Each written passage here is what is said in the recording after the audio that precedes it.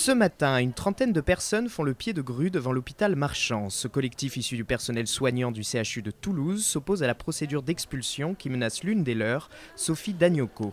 Ils interpellent la secrétaire d'État chargée de la santé. Moi, je veux vous dire qu'on voit qu'il y a un vrai esprit d'équipe en tout cas. Sur la question de votre ami, la question incombe évidemment au préfet. C'est une question qui est du registre du ministère de l'Intérieur.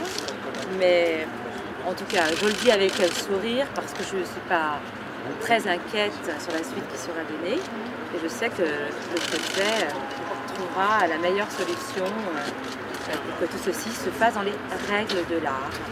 On ne peut pas être en dehors du droit.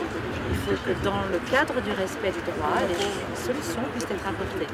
Sophie Dagnocco, qui a réalisé ses études en France, demande le renouvellement de son titre de séjour depuis 3 ans, sans succès jusqu'ici. On verra si le préfet a été sensible à ces paroles et si il ira dans son sens. Modèle d'intégration sociale et de réussite professionnelle selon ses supérieurs, l'aide-soignante Sophie Dagnocco a reçu le soutien du maire de Toulouse Pierre Cohen et du président du conseil régional Martin Malvy. À ce jour, une pétition de soutien a recueilli plus de 5000 signatures. Le sort de Sophie Dagnocco est désormais entre les mains du préfet.